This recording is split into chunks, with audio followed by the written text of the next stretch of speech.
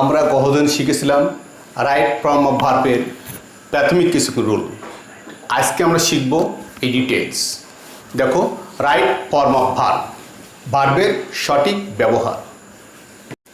দেখো, আমরা বিভিন্ন বইতে বিভিন্ন রোল পাই, অর্থাৎ নিয়মের বাইরে কিছুই নাই। এক এক বইতে এক এক রকম রুল আছে এক এক জায়গায়। আমি সে সমস্ত রুলগুলো একসঙ্গে এক জায়গায় করে দিচ্ছি তোমাদের সুবিধার্থে। দেখো, আমরা আজকে করব কোথায় কোথায় মূল ভাবটা পাস্ট ফর্মে হয়। দেখো, গল্প থেকে নেওয়া বাক্যটা পাস্ট ফর্ম হয়। গল্প থেকে নেওয়া বাক্যের ভার্বটা কী হবে? পাস্ট ফর্ম হবে। গল্প থেকে নেওয়া বাক্যটা ভার্ব টু হয়।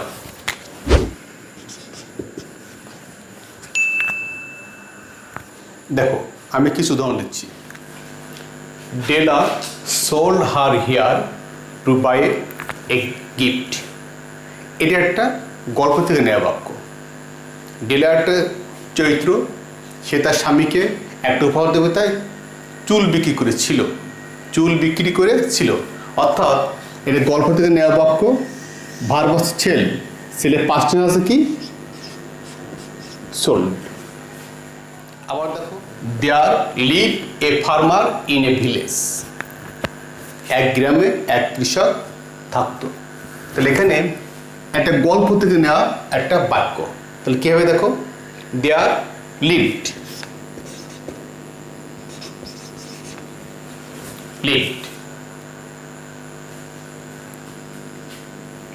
এবার দেখো আর কোন কোন ভার্বগুলো পাস্ট টেন্স। দেখো, বাক্যে yesterday, ago, long since, once, last, before ইত্যাদি অতীত নির্দেশক ওয়ার্ড আসলে, এই জন্য অর্ডগুলো যদি বাক্যের প্রথমে আসুক আর শেষে আসুক, ওই বাক্যের ভার্বটা হবে পাস্ট টেন্সে বা পাস্ট ফর্মে। যেমন দেখো, হি কাম উইথ ব্র্যাকেটে হিয়ার স্টারডে এসছে। এই স্টার্টের কারণে এই কাম ভার্বের পাস্ট ফর্ম হবে কেন। উত্তর আসবে কেন।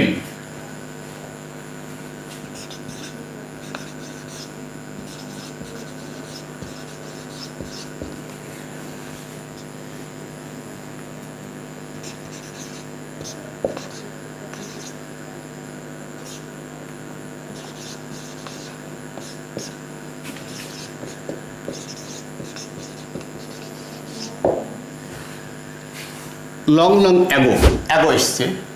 অ্যাগোর কারণে ওয়াজই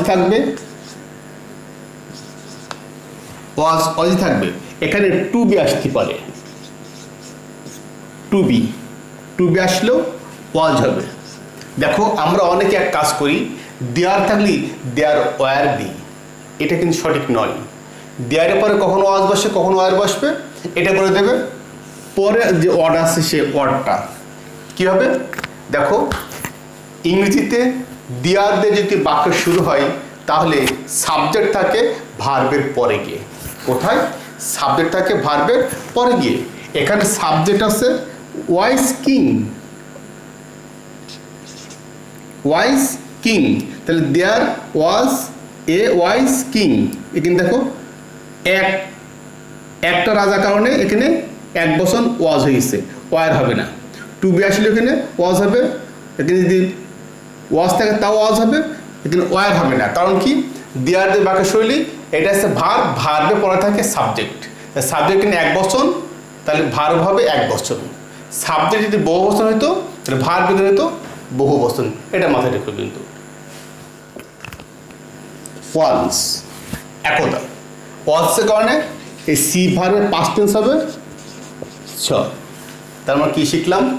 যদি বাক্যে স্টার্টে, ago, long since, once, last, before ইত্যাদি অতীত নির্দিষ্ট কোনো শব্দ আসে, ওয়ান ডে আসতে পারে। ওয়ান ডে মানে একদিন, অর্থাৎ অতীত ঘটনা।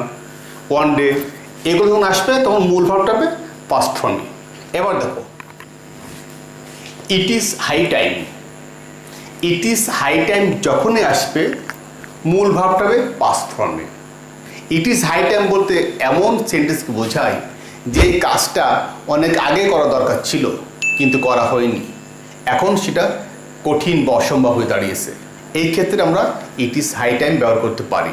দেখো ইট ইজ হাই টাইম এসছে, ইট ইজ হাই টাইম পরে দেখো কন্ট্রোল ভার্ব আছে। কি ভার্ব আছে? কন্ট্রোল। এটা হবে past tense, control.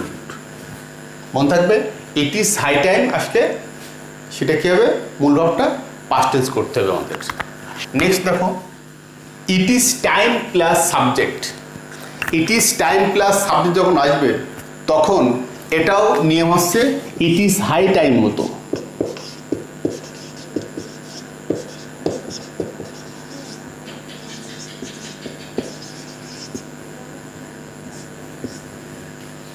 It is time plus subject যখন আসবে তখন কী হবে? এটা হবে ইট ইজ হাই টাইমের নিয়ম। আমরা ইট ইজ হাই টাইমের নিয়ম কী শিখেছি? মূল ভার্বের পাস্ট ফর্ম। তাহলে এখানে ইট ইজ টাইম প্লাস সাবজেক্ট যখন আসবে তখন আমাকে মূল ভার্বটা হবে পাস্ট টেন্স। দেখো বা past form it is time we.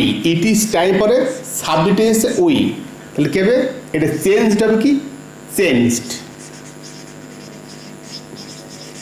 Changed. এটাই নিয়ম। মনে রেখো ইট ইজ টাইমের পরে যদি সাবজেক্ট না থাকে কিন্তু নিয়ম সম্পূর্ণ পাল্টে যাবে। যেমন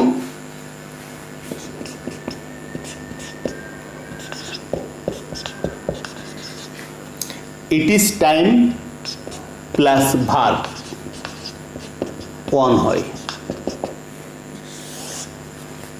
it is time plus subject যখন আসে ভার্বের পাস্ট ফর্ম অথবা ভার্ব টু, আর ইট ইজ টাইমের পরে যদি ভার্ব আসে কী হবে? ভার্ব ওয়ান হবে।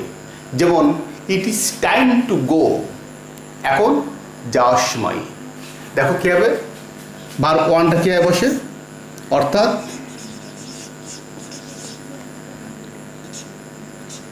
ইট ইজ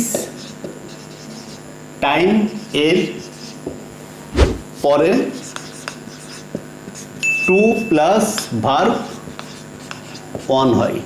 আমরা সংক্ষেপ শিখলাম ইট ইজ টাইমের পরে সাবজেক্ট থাকলে ভার্ব টু, আর ইট ইজ টাইম পরে ভার্ব থাকলে ভার্ব ওয়ান। এই ক্ষেত্রে কিন্তু নিয়ম হচ্ছে ইট ইজ টাইমের পরে কি বসবে? To plus verb. দেখো আবার কি দিলাম? To plus verb one.